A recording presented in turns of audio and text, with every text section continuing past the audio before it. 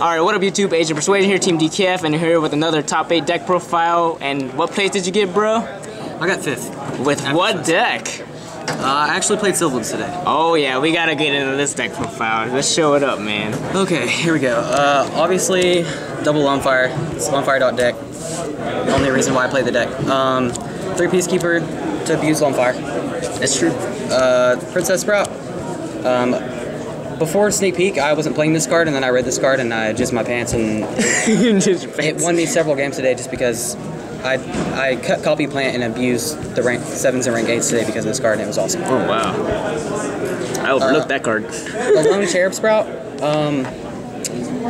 I'm not playing the Quasar build because I feel like this is a combo-based deck, and if you throw in some more combos with other combos, you're just going to get a clunky hand, and Quasar is the strongest play in Yugioh right now, but I like to be consistent and you're not always going to have a Quasar play, but if your deck's working, then you're okay. The 1 Spore, just for the level manipulation and the chance to go into the Synchros that steal games. The Flower Knight to stack the needed spell cards or the 1 monster to get your combo rolling. Oh yeah, that Graceful Charity. Oh. The Martial Leaf to abuse with 3 Mount Sylvania that I played, I'll show you in a minute. Martial Leaf also is the only Sylvan that you can normal summon outside of Peacekeeper and the Flower Knight to excavate if you break and you have the level 7s and level 8s in your hand. Yeah. The 3 Hermitry, this is my favorite card in the deck. It's level 8. The Felgrand plays a ridiculous 2700 beater. It's really, really strong. And you get a draw on top of it. Abusing it with the Fertilizer and the advantage from the +1, it's just a great card. Yeah, and it's too damn big. The Sage Koya, it allows me to swarm the field because again, it is a combo-based deck, so if they do stop one of the plays, I'm able to recover with the Sage Koya and make the rank 7s, which are probably the strongest aspect of this deck outside of Felgrand. Yeah, I like these new cards for this deck. It's retarded. And then the choice that was making it really hard for me during the week, the Curry Bandits. I wanted to focus on getting Lonefire out of the deck, but I felt like Curry Bandit's too strong right now not to play game 1, and if I didn't like it, I would start it out game 2 and 3. Those guys work when they get excavated even by that guy. It's ridiculous. 3 Soul Charge, no explanation needed. Lonefire Soul Charge, just automatic win. Yeah, that's nuts. 3 Miracle Fertilizer. Even though Hermitry is my favorite card, this is probably the best card in the deck. Just being able to abuse it and bounce it with her Araya is self-explanatory. It's amazing. Too many pluses with that card. Plus for days. The Charity is the reason why this deck is good. Yeah. I guess Konami decided to put another Graceful Charity in the game, and I decided to take advantage of it and play it for fun. So it worked. You got top 8. The insane usage of this card, it's just so like. They shouldn't have made this card basically. Yeah, it's crazy. They should have made this card. Draw 3. What the hell? At least dumb it down a little bit. The 3 Sylvania. This is also a part that a lot of people argue with. I feel like the Sylvania is just another way to set up the combos that you need to. Again, it's a combo-based deck. You're not going to win with just strong monsters. Dragons will overpower you, and there's a lot of degenerate decks that if you don't have the setup, then it's easy for them to just stop your combos. Yeah.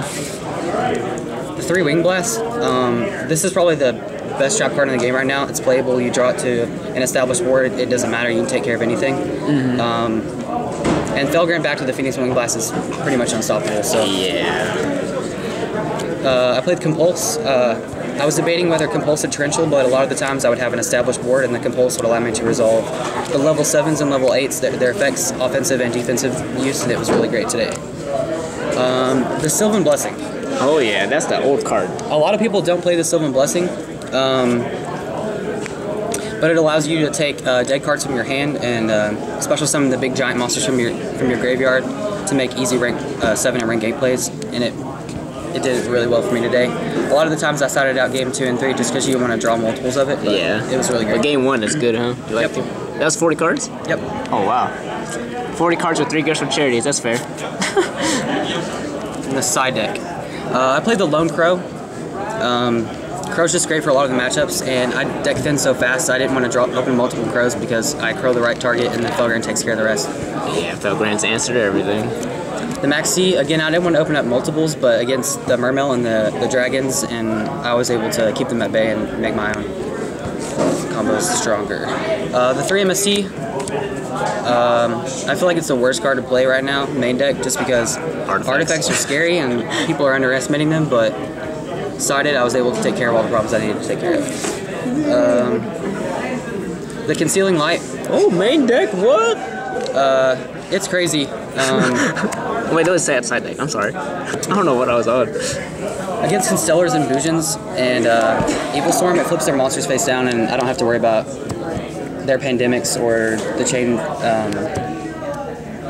Pleiades. It's just. I only used this card once today, but I won the game because of it, so it's great. That's good.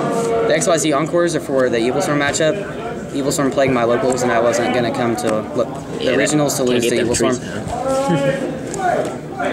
The Light Imps were for mostly Bujins. I was scared. That was my worst matchup, I felt like. And so I just wanted to make sure I had the upper hand against the Bujins. The Vanities was for all the other special summon decks like Mermail and Dragons, and it won me a game because I was able to shut off the Mermail player, so. Yeah, that auto wins. And the last two cards was Mistakes. Nice. It was really hard for me to decide the last two cards on the side deck, but Mistake was a good choice against Yugioh and the Mermail deck. And I was contemplating manning the deck because with Sylvans you don't add, but it was better on the side deck because drawing multiples sucked. Yeah, I can see where that happened. And the extra deck, Black Rose, is the MVP of today. I won my last match and last game by using its second effect. Put some in attack mode? Yeah, although its first effect won me multiple games. You combo with Blessing, and the monster you bring out is unaffected by other card effects, so it's great. Leo, I can banish the Peacekeeper to make the Spore level 2 and sync her with the level 8. And Leo's really hard for most decks to get over. The Scrap Dragon, kind of obvious. If I need a level 8, I can pop unnecessary cards I control to take care of the key cards they control. The Stardust was just for safety precautions. It won me a game, but I would rather have Spark Dragon in. Okay. The Crimson Blader I never got to summon, but it was just in case I played Mermail and Dragons and had an opportunity to auto-win off of the card. Definitely. I played one rank 3. A lot of the times I soul charged and had multiple Martial Leafs, Lone Fires that were negated, or Curry Bandits, and the Mech Equip just allowed me to stall for next turn to set up another combo. The level 8s, I played Giant Grinder just because it's a level 8 Volcasaurus that does a lot of damage. I only got to resolve its effect once today, but again, it won me a game, so great card. The High Protector, I didn't summon it at all, but a lot of my friends were telling me that it's just a good card to use, and after some testing, I found that it has potential, but Felgren almost always trumps this card. Yeah, Felgren's almost always going to come out for him. This is another level 7 option to this guy just to steal the game. I didn't get to summon it at all today, but I didn't want to lose the opportunity to double level 7 and Pierce for game after a Soul Charge push. I got the one big eye. The level 7 engine's really strong, but I didn't want to run multiples of the strong cards like Dracosack and Big Eye, just because I felt like after I set up with Felgren and one of these cards, I could steal the game. MVP of the day was double Felgren. This deck makes Felgren easier than all other decks, inclling Mythic Dragons. Yeah, I agree with that. Turn 1 Felgren shuts down almost every deck in the game right now. Yeah, it does. The Heliopolis put in a lot of work. I was able to blow up the field and then soul charge safely to steal the game, and it took care of problem cards. Nice. And the last card was Aurea. I ran this card at 1. I'd probably drop one of the options in the extra deck and put a second one because every game I summon this card, I won. Being able to cycle the Miracle Fertilizers, it doesn't target, so I can return Leos and all the extra deck cards that I couldn't take care of.